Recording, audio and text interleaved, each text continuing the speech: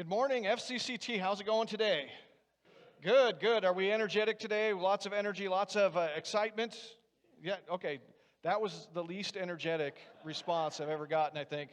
I will just assume that was just a one-off, and for the rest of the sermon, that you guys will be very energetic, very engaged. I hope so. It's summertime, and everybody, we have a lot of people that are gone, a lot of people who are traveling out on vacation, getting some much-needed rest. And rest is one of those things that summer's for, but summer's also for activity. And as Josh was pointing out, we have probably the busiest, most exciting summer plan that we've ever had here. And so we want to make sure that you're a part of it. Check out our website.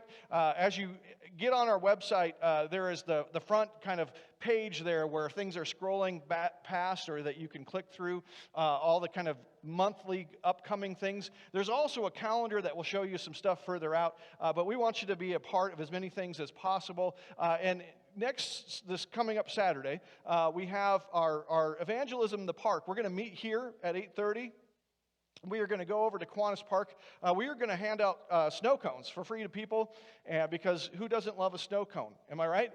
And we're going to hand those out and just get into conversations with people, get to know people. And sometimes we have opportunities to pray with people. Sometimes we have opportunities to share the gospel. But it's important for us to be reaching out to the community, so we invite you to do that. And we've got those kinds of evangelism projects scheduled throughout the summer. Sometimes they're at the river, because that's where the people are, right? It's summertime, so we'll go to the river. It's a hardship, right? It's the sacrifice that we make. We are going to sacrifice and go to the river because that's where the people are. Go into the lake, go into different places. As Josh said, this next Saturday is the evangelism in the park. The Saturday after that, at 8 o'clock, is when we're going to be working in here to finish our carpeting project. So we invite you to be a part of that. But then we've got all kinds of tailgating activities and stuff like that going on. So please really check that out and make sure you're aware of what's going on. We're going to be in Matthew chapter 6 today as we continue with our sermon series on hearts that can hear. And we're going to be looking at the title of this sermon is The Joy Set Before Us. And one of the things that I think oftentimes we have struggles with as God calls us is that we don't understand the joy set before us. We don't understand how to get to the joy set before us because it's not obvious. I mean, if somebody says, hey, I want you to have joy, oftentimes we would think, well, it's just a direct connection, right, from me to joy. And the problem is that that's not exactly how it works. In fact, the connection to joy often goes through suffering and hardship. And that's why we fail to understand or to heed the call that God has on us. I was thinking about this sermon throughout the week, and I started thinking about the 1988 Winter Olympics. Do you guys remember? How many of you guys remember the 1988 Winter Olympics? Just like it was yesterday, probably, right? There was a certain particular guy that kind of ended up stealing the show of the 1988 Olympics, and his name was Eddie the Eagle, or that's what he was known by. Do you guys remember Eddie the Eagle? Anyone? Couple people? Eddie the Eagle, he was the only British ski jumper. And he came in dead last. Do you guys remember this? Came in dead last. And yet, he was the most popular guy by far at the Winter Olympics. Everybody wanted to interview him. Everyone was talking about him. In fact, it was so bad that to this day, a lot of people remember him. His real name's Michael Edwards, which most people don't know. They just know him as Eddie the Eagle. A lot of people remember him, but they don't remember Matti Nikkanen, who was the guy who actually won, one of the greatest ski jumpers in the world. And he won 3 medals at that Olympics. It was an unheard of accomplishment for him. And almost nobody remembers that because they remember the very worst guy, Eddie the Eagle. And not only was Eddie the worst guy, but he was the worst guy by a long shot. So Matti Nikkanen, his winning jump was over 100 meters long. Okay, so basically this guy's flying off of the end of the ramp, and he's flying for an entire football field and then landing. What was Mr. Eddie the Eagle's? His was 71 meters. 71 meters. Now, to us, that sounds like a lot, but you have to understand gravity is doing almost all that, right? He's going down a hill, he's going off the ramp, he's going to fly. But basically, when you look at him, he looked like a rock coming off that thing, where the other guy, he had this great technique that he would just float through the air. And a lot of people got upset because Eddie the Eagle became so popular at this game. Now, when you wonder why did people gravitate toward him? Well, because he was so personable. He was just a normal guy. He was a guy who was, his dad was a plasterer, his brother was a plasterer, he was a plasterer, but he had this dream of making the Olympics. And so he was a skier, but he wasn't good enough to make the ski team. But he realized that because he was from Great Britain, they didn't field a single ski jumper. And so he could become the only ski jumper. He was guaranteed a spot as long as he could just qualify, and gravity did most of the work for that. Now, he didn't have any equipment, he didn't have any skis, and he had glasses. He looked like he was looking through the bottom of Coke bottles when his glasses were just so, he looked like he might have been blind when you looked at him. And he was just the most unassuming guy who just had this dream that since he was a young kid of wanting to be in the Olympics. He had no money for training, and so he lived in his car, and he made all kinds of sacrifices in order to get to the games and do his best. And whenever he would land, he would celebrate like the greatest thing in the world had just happened. Why? Because he never got really chances to practice because he didn't have any money. He had to try to learn how to do this as cheaply as possible. And so for him, every time he successfully landed a jump, it was a celebration. And people started gravitating toward his attitude. Now, why were people upset with him? Well, they were upset because here you have guys who have dedicated and sacrificed their whole lives in order to train themselves to be really good at this, and they're the best, and the guy who is the worst is getting more attention. What's really interesting is that the issue of Eddie the Eagle started to be an issue about suffering and a comparison of suffering. Eddie had suffered in a different way than the people who were at the top of the sport. They had funding. They hadn't suffered with living in their car. They hadn't suffered with making financial sacrifices, but they had suffered in preparing themselves to become the best ski jumpers they could. And so the question was, whose suffering is more worthy of celebration? Now, I'm not here to opine on which one of those was the case. What I'm interested in is this idea that there was a comparison going on, and that comparison revolved around suffering, because it doesn't seem natural that we say to ourselves, well, who should we celebrate? The one who's suffered the most. When Jesus calls us, he calls us to joy. The problem is most of us don't understand how to get to that joy because we don't understand the role that suffering and sacrifice plays in securing for us that joy.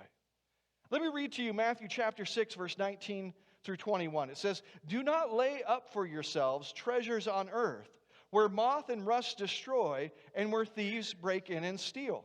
But lay up for yourselves treasures in heaven, where neither moth nor rust destroy, and where thieves do not break in and steal. For where your treasure is, there will your heart be also." Where your treasure is, there will your heart be also.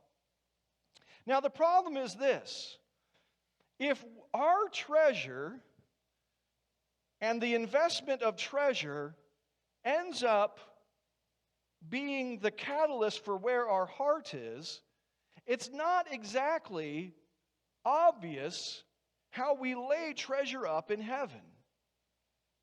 It's not exactly obvious. Now, if I say, where your treasure is, there will your heart be also, so lay up your treasure in something that's going to have a good return, right? Lay up your treasure in something that maybe an annuity, something that has a good interest rate attached to it. Don't go for, the basic savings plan. Don't do that. Right? If I was giving you that kind of advice, that would be obvious. But here's the thing. It's not obvious to us how our treasure ends up equaling our heart in a spiritual sense. What is treasure from a spiritual sense?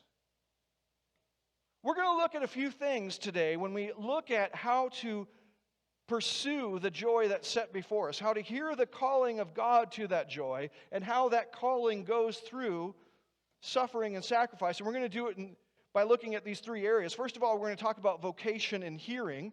The second thing we're going to talk about is the place of joy. And finally, we're going to look at the necessity of growth. And so as we do this today, think about this. How is it that I miss out on the calling of joy in my life because I don't understand the role of suffering?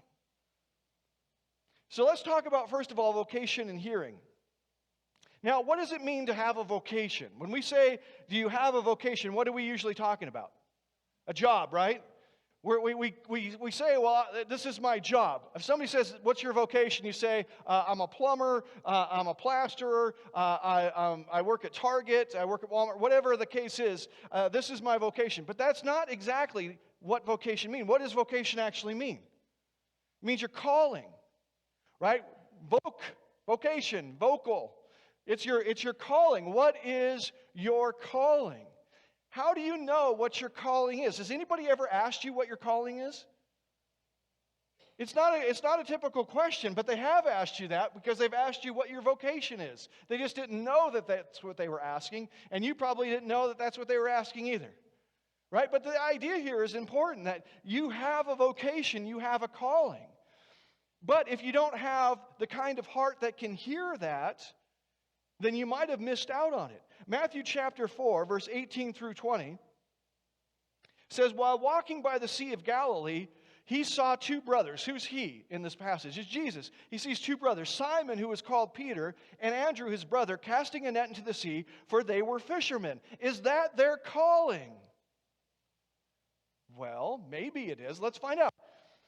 They were fishermen. Verse 19 says, and he said to them, follow me, and I will make you fishers of men. Immediately they left their nets and followed him. That wasn't their calling. Being fishermen wasn't their calling. Now, it was maybe preparing them for their calling, but it wasn't their calling. How did they know what their calling was? Because Jesus came and called to them, and they heard his call. Now, notice something interesting about Jesus' calling. It was related to what they were doing as a job, but it wasn't the same thing. He said, follow me, and I will make you fishers of men. Follow me, and I will make you fishers of men. First of all, the calling involves following Jesus. It involves following Jesus. But the problem is this. The reason most of us miss our calling is because there's a second part of this. It says, immediately they left their nets and followed him. You see, the problem is this. In order to find your calling, you must be willing to suffer. Well, you say, well, what was their suffering? They had to leave their livelihoods in order to find their calling. Do you not think that that is suffering? Imagine today, somebody comes to you and says, hey, Jesus wants you to follow him, but the problem is you got to leave your job. And you say, well, how am I going to pay for things? That's something you're going to have to work out in the future. You just need to leave your job today.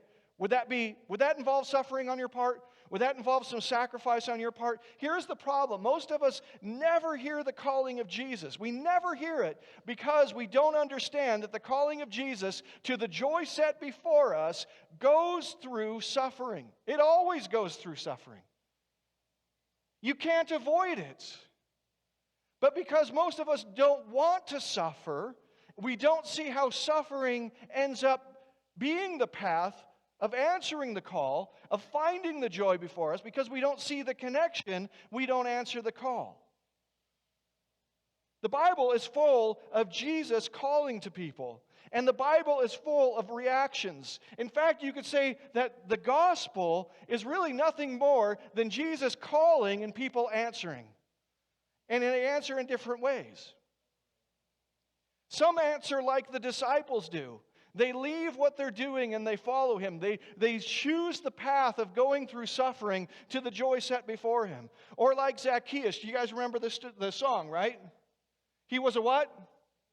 Wee little man. Now, you guys are doing better than last time I asked you. Last time it's like you guys didn't know what I was talking about. He was a wee little man, and he climbed up in a what? Sycamore tree, right? And what was the deal? When Jesus said, hey, here's what you got to do. You got to make restitution. He said, forget it. That sounds like I don't want to do that. I thought this was going to be easy. I thought this was going to be fun. I thought the calling of Jesus was about joy.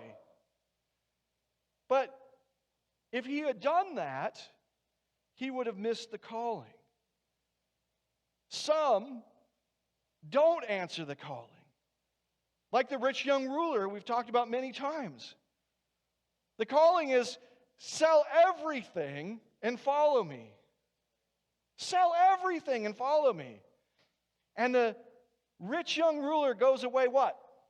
Sad. Because he had great wealth. And he said, I thought the calling was to joy.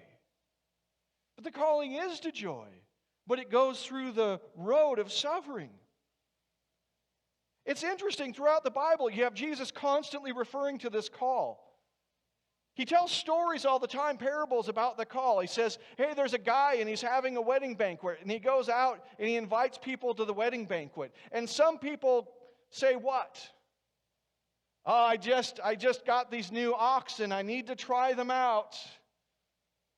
Just got married myself. Right? Everybody has an option. The call is made. But some people will not go through the suffering and sacrifice in order to show up. There's 10 lepers that Jesus heals in Luke chapter 17. In verse 14 and 15 it says, when he saw them, he said to them, go and show yourselves to the priests. And as they went, they were cleansed. They had to go show themselves. They had to start on the path. It wasn't just hey, here you are, you're healed. They actually had to start off down the road, and it says, as they were going, they were healed. Verse 15 says, then one of them, when he saw that he was healed, turned back, praising God with a loud voice. Remember, one of these 10 lepers comes back, he turns back, he realizes that he's been healed, and he turns back to Jesus, and he gives thanks to Jesus, and Jesus says, I thought I healed 10 of you. Well, where are the other 9? Think about it. What would happen in this day and age that they're talking about in this story? If you had leprosy, you were exiled from society, you were exiled from your friends, you were exiled from your family. You might not have seen your family in 10 years. And these people are so overjoyed that they want to just go and have the priest declare them clean so they can go back and they can get to their family and they can do what they want to do, right? They want to go, they want to have joy. That's what this is about, right? I can be cleansed and I can have joy. But one of them says, I need to sacrifice that reunion for a while so I can go back to Jesus. Suffering is the pathway to joy because suffering is the only unequivocal currency in life. And it's so important that we understand this. Suffering is the only unequivocal currency in life. What do I mean by that? I mean this. When Jesus was by the temple and in the temple, you would have people that were making big deals about how much money that they were bringing, how much offering that they were bringing. And what you had around the temple, you had these different areas. They had these big kind of horn things that you could put money into.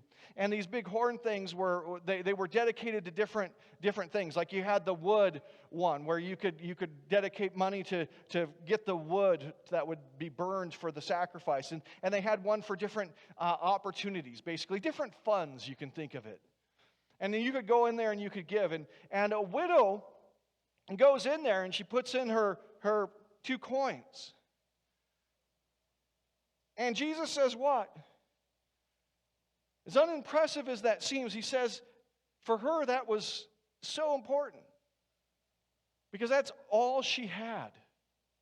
You see, the problem is that money is not unequivocal. You see, if I have a whole bunch of money and you have a little bit of money, then I can give some money, and it's not really suffering for me. It's not really a sacrifice when I give money. If I have a bunch of money and you don't have hardly any, then it's not a sacrifice for me. Same thing with time. Like for some people, they're looking for things to do, right? Now, if you're an adult, you have responsibilities, you have kids, I have to remind you that there was a time in your life before all of that when you experienced this thing called boredom. Do any of you remember those days when you experienced this thing called boredom? It's hard to remember. Think back. Think back years and years. There were times when you didn't have anything to do and you were bored. But the thing is that some people in their life are in the spot where time is really, really tight for them. Like it's so hard to give up any time. And others are at this point where they got all kinds of time. But you see, one of the things that's really interesting is that no matter how much money you have, no matter how much time you have, no matter how many resources you have, one thing that's true for everybody is suffering is the same for all of us. When you suffer, your money, your time, your resources, they don't protect you. They don't protect you. You can say, well, you can take medication. You can take, okay, sure. But there's a lot of suffering, and the worst kind of suffering is the kind that there is nothing for. We've been going through the book of Job. And one of the things that's really interesting about the book of Job is when Job cries out in his suffering and his anguish, he's lost everything. It's not just his health, it's the fact that he's lost everything. He's lost his family, he's lost everything. That his friends come and they try to kind of reason him out of his suffering. And it completely fails. Why? Because suffering is immune to reason. When you're suffering, and you're truly doing the kind of suffering that tests you to the very core of who you are, it doesn't matter how much money you have. It doesn't matter how many, up to this point, friends you've had. It doesn't matter how much resources you have. And it doesn't matter who's trying to reason you out of it. Your suffering is immune to anything. Suffering is the only unequivocal currency. The complaint of Job, they can't be solved by anything.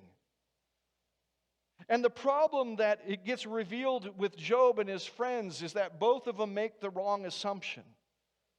We were talking about it this morning in our classes. We're going over the book of Job. The problem is that Job's friends and Job make the same assumption, and that is this, that if you're suffering, it's because of your sin, because God is just. You see, the untold assumption that they're all making, both Job and his friends, is that all suffering is a form of punishment. And the reality is that's not true. All suffering isn't a form of punishment. All suffering imposes a cost, but it's not necessarily a punishment. Here's the thing. How many of you guys, when you're filling out your taxes, you just throw in a little extra? Huh? You're filling out your taxes, you get to the end and you think, I don't feel like I've paid my share. Here's some extra for you, Uncle Sam. Lots of us do that, I know. Here's the thing. If you were to pay extra money on your taxes and you were to pay a speeding ticket, are those things equivalent? No, they're not. They're both a cost, but only one is a punishment, right? I mean, maybe taxes are a punishment too, but that's not the point right now. The issue here is important, though. To answer the call is always costly,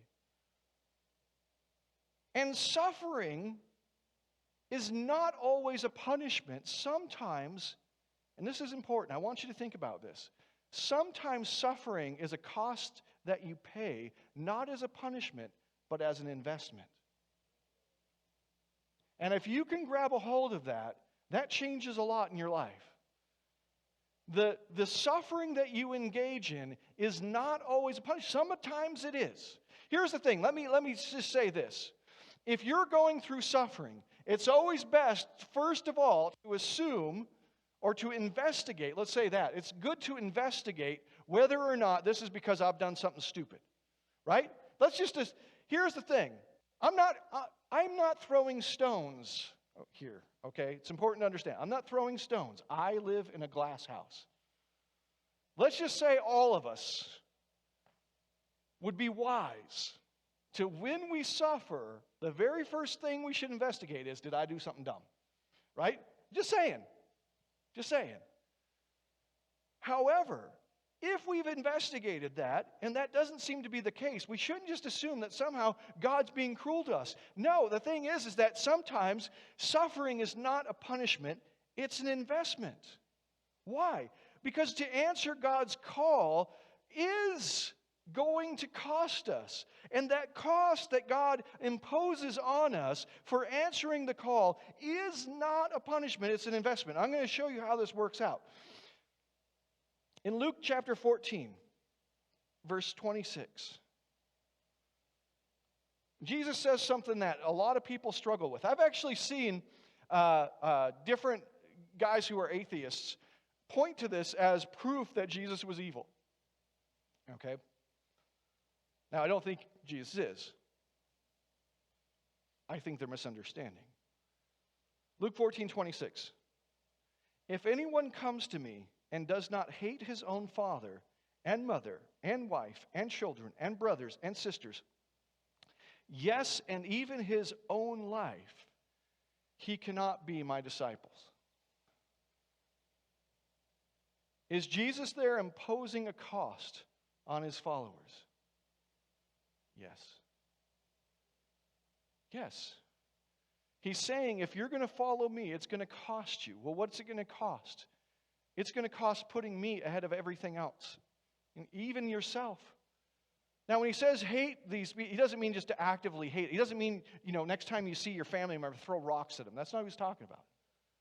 He's saying that if you don't love me, if you haven't ordered your life so that I am ahead of everything else in your life, including your relationships, including yourself, if you have not ordered your life that way, you cannot follow me. Why? Because following me is costly.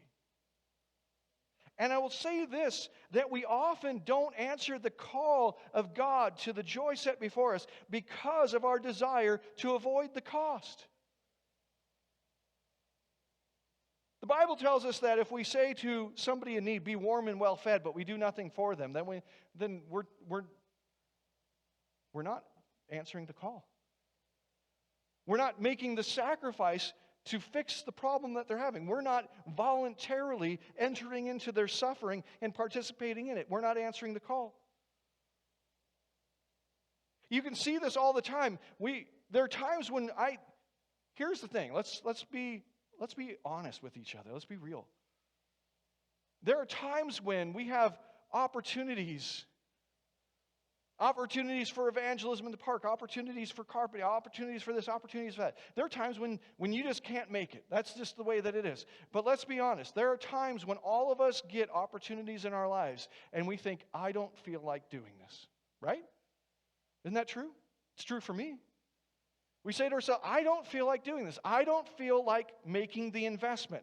I'm tired, I'm cranky, I'm lazy, I'm whatever in the moment it is, you say, I don't want to do this thing. And sometimes, again, let's be really honest here.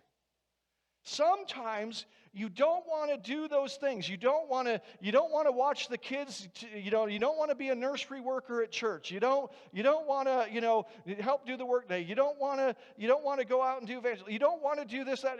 Not because there's something pressing that you're being asked to give up, but just because you'd rather sit at home on your couch and do nothing. The comfort of being able to do nothing is worth more than the call. Now, I'm not saying this to impugn everybody here. I'm just saying that we're human beings, aren't we? We're human beings, and sometimes that inability or that lack of desire, Sometimes that lack of desire to pay the price gets the better of us. But I want you to understand something that's really important. Sacrifice is not the point. Even as I've told you that sacrifice is the road by which we get to the joy set before Him. Sacrifice, suffering is not the point. God is not saying, hey, I want you to suffer just because I like when you suffer. God's not saying that. C.S. Lewis once said that people have made a grave error. He said that if you ask modern people what the greatest virtue is, they'll say unselfishness. But if you asked an ancient person what the greatest virtue was, they would say love. And he said, this is a grave error. And he said, because unselfishness is not an end that we're striving for. It's a means to an end. He says, God's not interested in your unselfishness just because He wants you to go without. He's interested in your unselfishness so that you can provide somebody with some good that they need. And that's why love as a positive virtue is better than unselfishness as a negative virtue. He said the negative virtue only exists so that the positive virtue might be exercised. What he's saying is this: unselfishness is only important so that you can exercise love. In the same way, suffering is not the goal of our lives as Christians. It's not, and yet it's vital. So how do we reconcile those two things? How do we reconcile these two things? Hearing the call means having love. And the Bible says that the love of many will grow cold. And what he means is that love will no longer motivate us to pay the price of the calling to joy. The calling of our joy and the calling of other people's joy. So let's, secondly, look at the place of joy. Why do we miss the call? Why has our love grown cold? It's often because of idolatry. Here's the thing. We often miss the calling to the joy set before us because of our idolatry. Psalm chapter 19 verse 1 says this: the heavens declare the glory of God, and the sky above proclaims His handiwork. What that means is this, that all of creation reflects the glory of God. And you think that's a great thing, and it is. There's a danger in that, though, and that is this: that because God is communicating some of His self through all of the things that He's made, we can sometimes take those things that He's communicating Himself through and take those and reject God. Meaning this, does God communicate Himself through food? Does He do that? Does He do that? Can we get a picture of who God is? We take communion. What does communion represent?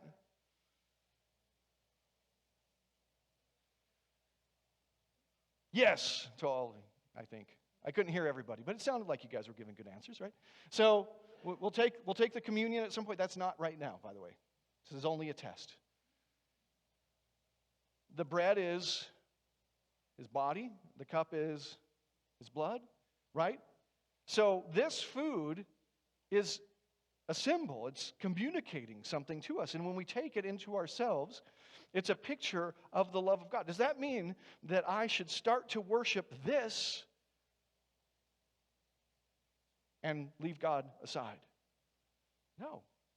Right? That would be foolish. That would be incredibly foolish. But here's the thing that it's important for us to understand is God communicates some aspects of Himself, some aspects of His glory in almost everything in creation. And because the things that are most able to communicate God's glory effectively are the things that are most dangerous, that we're in more danger of turning into idols than anything else. Let me give you an example. Family. Does family communicate in any way the glory of God?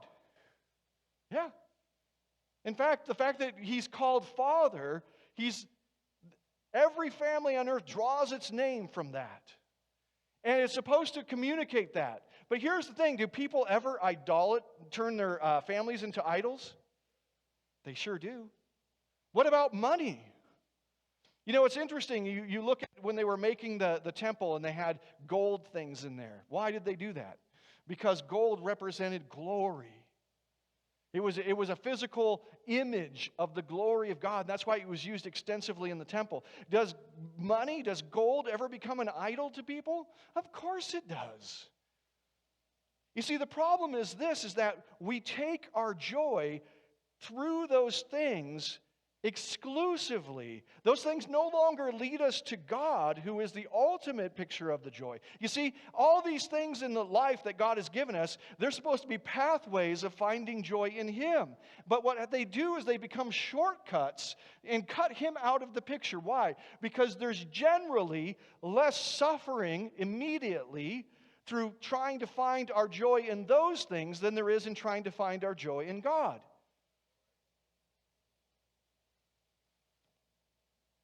What do we do about that? Well, we have to peek behind the curtain. What is this thing really about? What is this pleasure? What is this thing that I'm enjoying really about? What about rest? Rest is something that's supposed to lead us to a picture of who God is. But can rest become an idol? Yeah, it can. We can become lazy.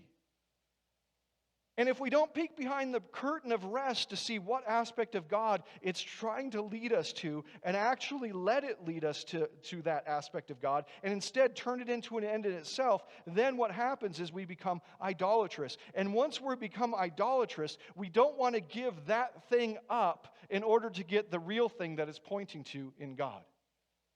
Like if you become idolatrous about money, you will not give that money up to find the real glory in God. You won't do it. If you become lazy, you won't give up that earthly rest for the real rest that's found in God. You won't do it. If you have idolatrized, is that right? Sure. If not, you guys know what I mean. So if you have done that to your family, then you won't give up your family in order to find that real family in God. Ecclesiastes chapter 2, verse 22 says, "What has man from all the toil and striving of heart with which he toils beneath the sun?" The teacher of Ecclesiastes says, I went and I worked and I worked. And in my work, instead of being pointed to God, I took that as an end in itself. And the thing I realized, under the sun, taking God out of the equation, if you try to turn your work into an idol, you will be sorely disappointed. Why? Because that work will be made nothing at some point. It is not eternal. It cannot be your ultimate joy. And so you have to give up the things that could become idols in order to get the real things that they're leading us to. C.S. Lewis said that romantic love becomes a demon when it becomes a god. And in reality, everything that we idolize turns into just that. The nagging problem is that none of these joys ultimately satisfy, but we become obsessed with them. And we try to find the deep, full meaning by having more and more of them. More food, more popularity, more money, more glory, more family, more. Why? Because we're trying to make them our ultimate. And that brings us to the necessity of growth. In one of C.S. Lewis's books, The Great Divorce, he had his characters go up from this tiny little crack in hell, and they took a bus. Well, what else would you take? They took a bus to heaven. And when they were in heaven, the problem is they got off the bus and they were trying to walk around, but the blades of grass would not bend to their kind of shadowy weight. And so they were like knives sticking up. When they stepped on the grass, it didn't bend, it just went into their foot. And so they found that they didn't have enough reality to exist in the world of heaven. He was hinting at the necessity of growth, the need to grow into mature love and joy.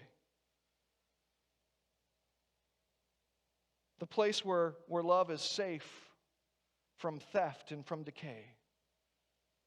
He's saying you really need to learn to love that thing which is safe. You need to get beyond the idols, the things that are pointing you to God. You need to move beyond those. You need to learn to sacrifice those things, and that involves suffering. You need to learn to sacrifice those things so that you can truly place your love, you can truly place your value on the thing that is made to ultimately satisfy you. You want to be elevated to the place where God is God, to the place where your treasure is truly safe in heaven. In Matthew chapter 25, verse 21, it says, His master said to him, Well done, good and faithful servant. You have been faithful over a little. I will set you over much. Enter into the joy of your master. Now, this passage is so profoundly important that we need to really understand it. What is the great reward? What is our great joy? What is the joy set before us? It's very, very simple. It's when God looks at you and says, Well done, good and faithful servant. The joy set before you is you will stand before the Creator of the universe, and He will look at you. He will look directly at you. It won't be like He's looking past you. You know how that happens? You know, somebody waves at you and you don't know them, but you wave back, and then you realize that they were waving somebody behind you and you feel like a dope. You know what I'm talking about? I'm not talking about that. I mean, the Creator of the universe, the God who made everything, will look directly at you and say, Well done, good and faithful servant. That is the joy set before Him. You will enter into your master's joy. Do you understand what that means? You will enter into your master's joy. What is your master's joy? He will be taking joy in you. He will be taking joy in you. That only appeals to the mature. The idea that somehow, in some way, because of what Christ has done and because of the Holy Spirit's work in your life, that at some point you can stand before the Creator and have Him look at you and say, Well done, good and faithful servant. Enter into your master's joy. That only appeals to the mature. The one who has sacrificed all the idols in life, who has put them aside and said, No, I want the thing that this is pointing at. I want the real thing behind this thing. And by making the sacrifice of putting those idols behind them in their lives, what they've done is they've invested everything in Jesus. They've invested everything in the Father. They have invested everything. And this is what happens, and it's so profound and so amazing and yet so simple, is that when you've invested everything in Him, for Him to turn and say to you, Well done, good and faithful servant, is beyond any reward you could possibly expect to have. But if you've invested nothing in Him, then even if He were to say it to you, it would mean nothing. Because that's exactly how it works, isn't it? What if, when you leave here today, what if somebody, as you were walking down the street, looked at you and said, Well done, good and faithful servant, and then walked on? Would you say, I can die happy now? No, you wouldn't. Why? Because you've invested nothing in that relationship. But if you've invested everything into your relationship with God, if you've put aside all the idols, and again, that doesn't mean you don't enjoy those things. That means you've stopped letting them be idols in your life. You've made the sacrifice to put Him first. Then when He says, Well done, good and faithful servant, that means everything. To have the Creator satisfied in you means you can be satisfied in yourself. But it's only a blessing when you are completely satisfied in Him. In Zephaniah chapter 3, verse 17, if you think I'm overstating this, Zephaniah 3:17 says, "The Lord your God is in your midst, a mighty one who will save. He will rejoice over you with gladness. He will quiet you by his love. He will exult over you with loud singing." Imagine that moment. That is the joy set before you. But it goes through the path of suffering as we learn to get rid of the idols in our lives, and as we learn to invest all of our treasures in him. What is the currency that we invest? It is our suffering. But that is the only currency that matters.